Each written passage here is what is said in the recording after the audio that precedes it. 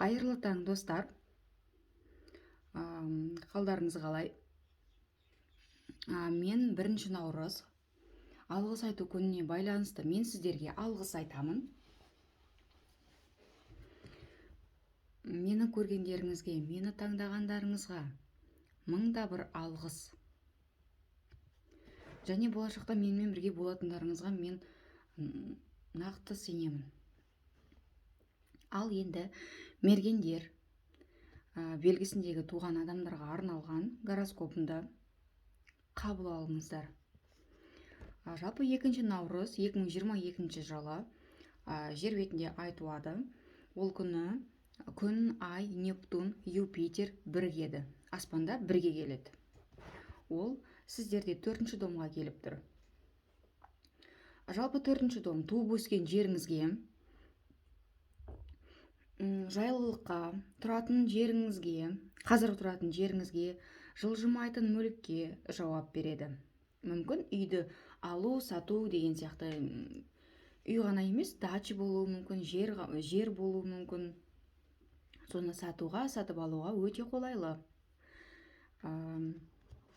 Немесе үйлеріңізге ремонт жасайсыздар, машина алуларыңыз мүмкін. Үйде отырып жұмыс жасап бастайсыздар. Фамилия, паспорт ауыстырасыздар. Немесе пропискаға отырасыздар. Немесе пропискадан шығып, басқа үйге пропискаға отырасыздар. 4-ші дом әрі отбасыға да жауап береді. Отбасына тағы да бір адам қосылады деген сөз. Мүмкін балаларыңыз үйленуі мүмкін, немесе квартирадан сіздердің үйлеріңізге көшіп келуі мүмкін, немесе бір алыстан бір туысқандарыңыз сіздердің үйлеріңізге келіп жатуы мүмкін. Үйлеріңізді жалға беруге болады. Одан кейін үйлеріңізді балаларыңыздың атына аударатын боласыздар.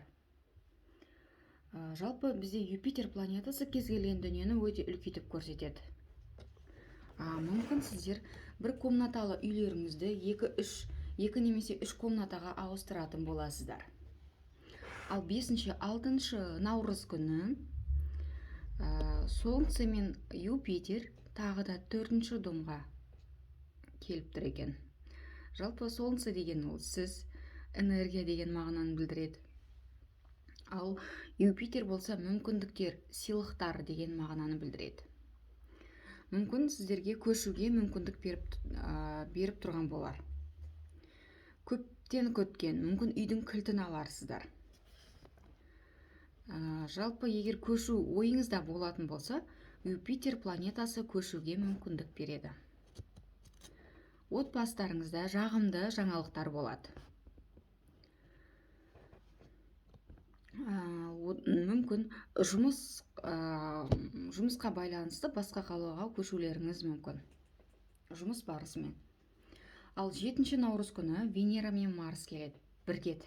Аспанда бірге жүреді деген сөз. Венера әйел адамның энергиясы, Марс ер адамның энергиясы. Ол сіздерде 3-ші домға келіп тұр екен.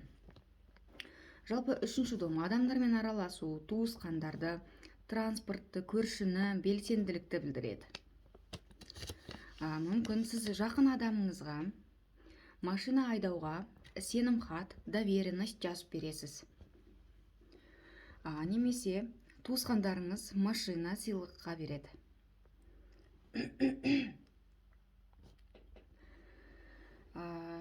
Сіз немесе сіздің туысқандарыңыз қонаққа барасыздар бір-бірлеріңізге. Бауырларыңызбен бизнес бастайтын боласыздар. Көрші көшіп кетіп, оның орнына басқа көрші келеді, солармен танысуда болады.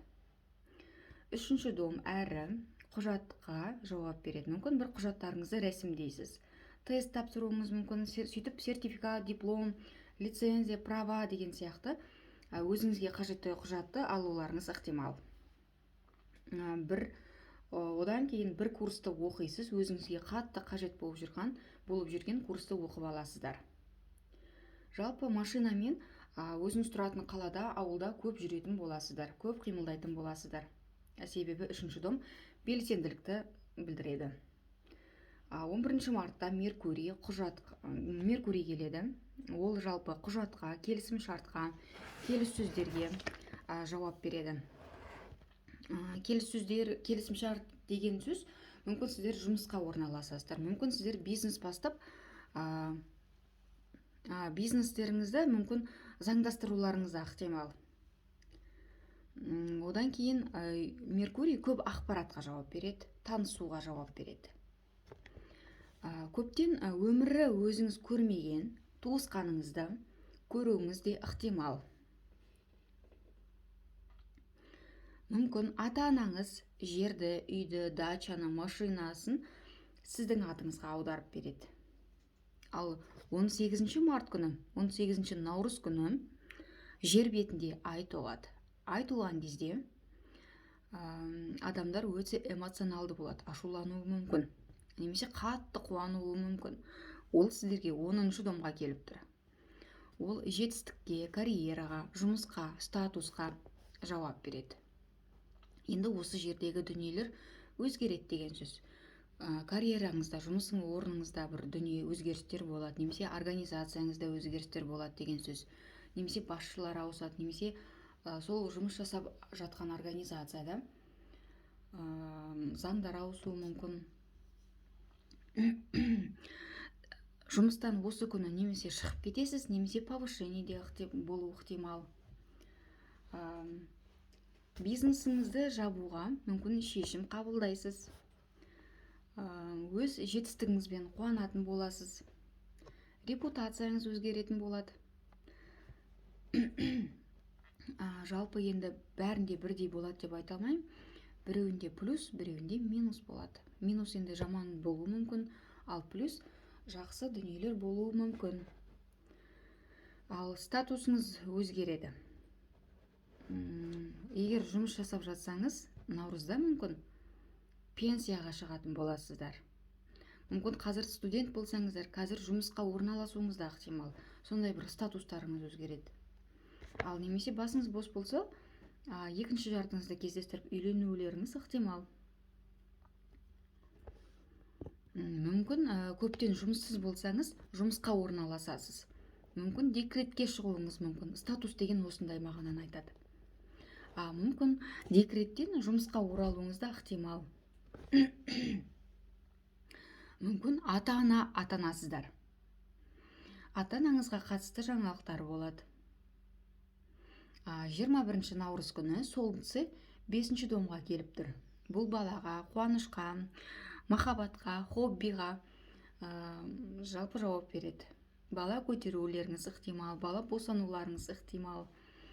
Мүмкін баланың бір тұсаукесер тойына барасыз. Мүмкін сізде жаңа хобби пайда болады.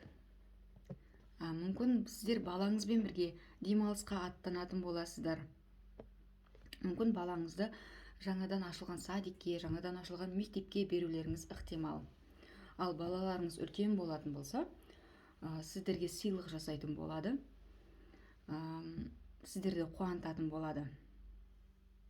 Одан кейін өздеріңізге жаңа мақсат қоятын боласыздар. Менің енді болжамым осындай. Бар болыңыздар, бай болыңыздар. Рахмет сіздерге.